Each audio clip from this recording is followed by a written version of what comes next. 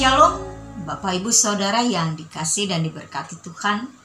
Kembali kita berjumpa dalam renungan malam pada saat ini.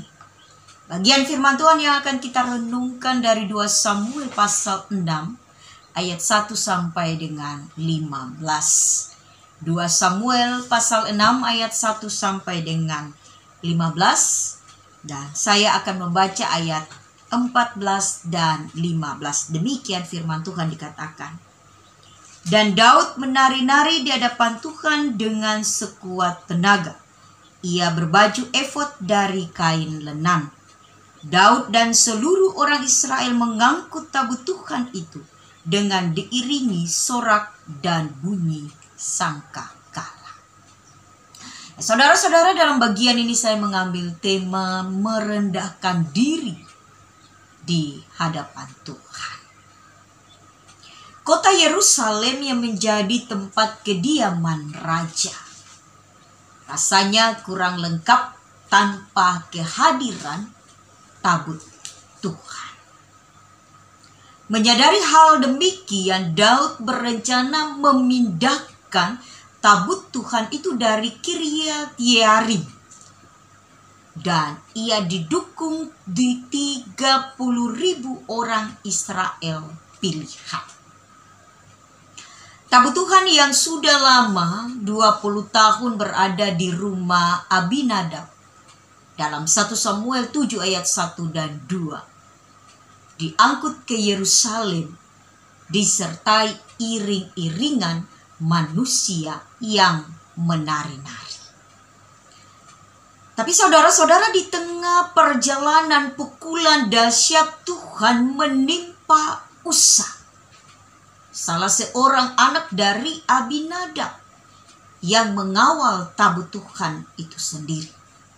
Usa mati seketika hanya karena ia menyentuh tabut yang nyaris jatuh. Daud pun menjadi takut kepada Tuhan. Apa sebenarnya yang terjadi? Hingga akhirnya rencana untuk meneruskan perjalanan membawa tabut itu diurungkan. Pada akhirnya tabut itu disimpan atau diletakkan dulu di rumah Obed Edom. Nah, di mana letak kesalahan seorang Daud? Tidak dijelaskan dalam bagian ini, dalam teks ini, bahwa Daud meminta petunjuk Tuhan saat berencana memindahkan tabut itu. Nah, disinilah kesalahan Daud itu. Ia tidak meminta petunjuk, ia tidak memohon kepada Tuhan dengan rencana yang akan ia lakukan.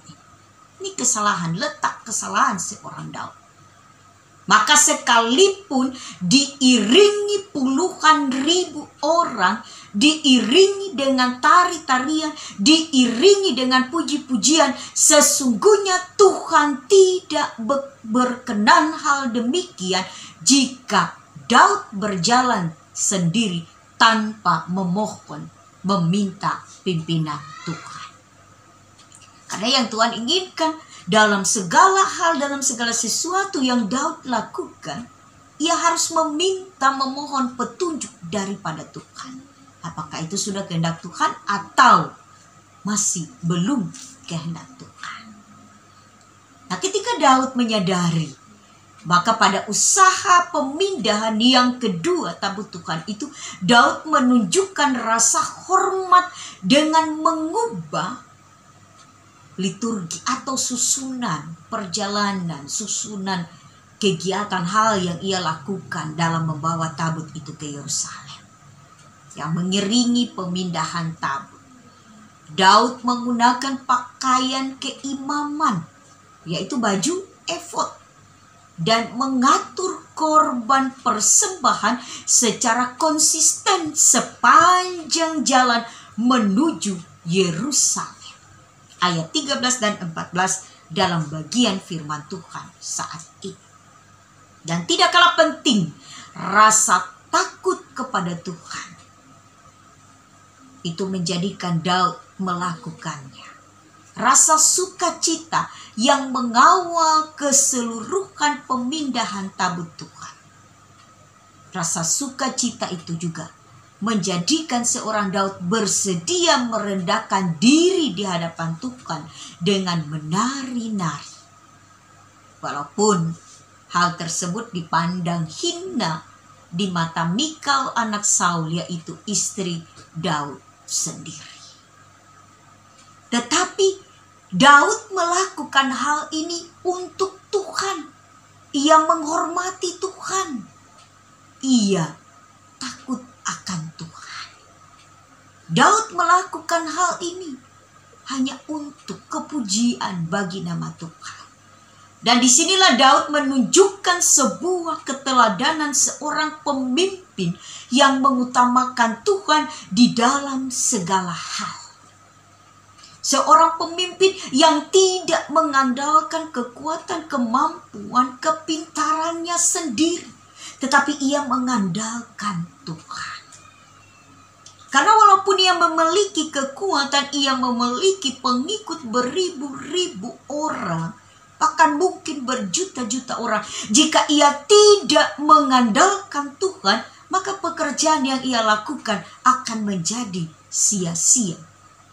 Tetapi karena ia mengandalkan Tuhan, sehingga tabut Tuhan itu sampai di Yerusalem. Tidak ada hitungan, tidak ada perhitungan.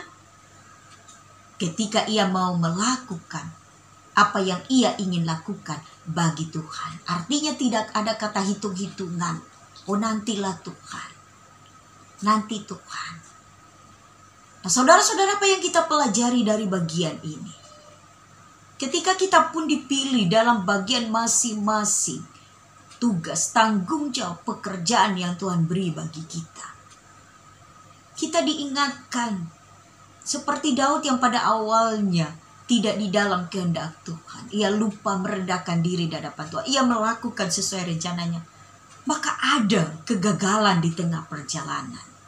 Tapi ketika ia mengandalkan Tuhan, ia berhasil dalam sukacita yang luar biasa. Walaupun mungkin di mata istrinya itu adalah sebuah kehinaan. Demikian pun kita, Bapak, Ibu, Saudara, dan saya. Yang kita lakukan, yang kita kerjakan, sebuah kebenaran, sebuah kebaikan, keadilan. Mungkin bagi orang lain itu sesuatu hal yang tidak baik. Bagi orang lain mungkin itu sesuatu hal yang buruk dan lain sebagainya. Tetapi mari kita belajar dari Daud. Kita belajar untuk mengandalkan Tuhan. Kita belajar untuk melakukan segala sesuatu dengan petunjuk, dengan memohon, meminta. Biarlah Tuhan yang berkarya melalui hidup kita. Bukan kita berkarya dengan kekuatan kita, dengan kemampuan kita. Karena itu akan menjadi sebuah kesia-siaan. Tetapi mari kita berkarya, kita melakukan segala sesuatu hanya untuk Tuhan. Hanya untuk kemuliaan nama Tuhan. Tidak ada hitung-hitungan. Oh, nanti Tuhan saya kerjakan.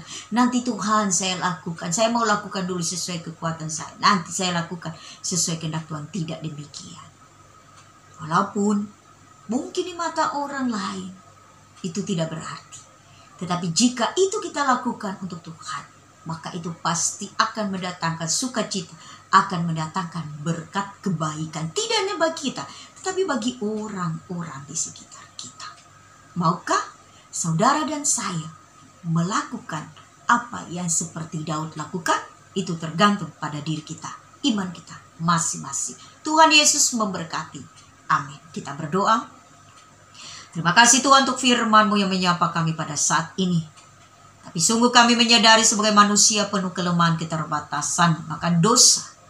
Maka kami mohon ampuni, kasihani kami ya Bapa. Agar kami dilayakkan untuk melakukan setiap kehendak-Mu di dalam hidup dan kehidupan kami. Mampukan kami juga ya Tuhan untuk tidak mengandalkan kekuatan kemampuan kami. Tetapi terlebih-lebih hanya mengandalkan kemampuan kekuatan yang berasal daripada Tuhan melalui pertolongan urapan kuasa Roh Kudus. Di dalam nama Tuhan Yesus Kristus yang adalah Tuhan dan Juru Selamat kami yang hidup. Kami datang tidak memerintah, tetapi kehendak-Mu lah yang terjadi. Amin. Shalom.